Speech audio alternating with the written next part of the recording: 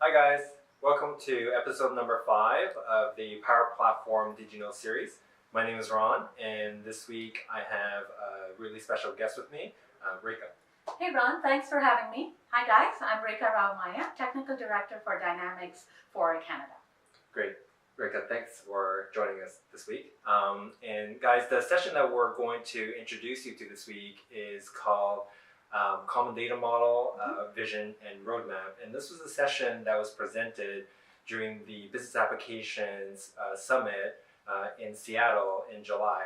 And Rekha, one of the things that really stuck out at me is just the concept of the common data model and how it's such a great opportunity to bring all the data that's already in the organization together. So I don't know sort of what thought you had on that, but I thought that was like super cool. Yeah, I think it's a great concept, Ron, and we're seeing some great implementations of it. So let me start by saying, what is the common data model, right?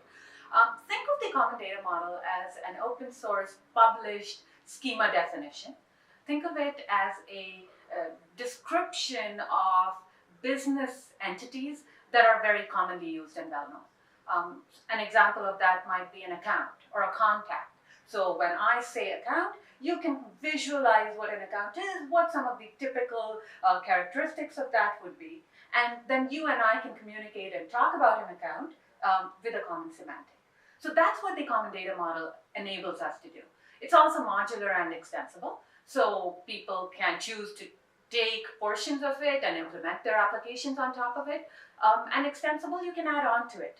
So really, the common data model is a great way for application developers to focus purely on building the user interface, knowing that there is a common data definition underneath.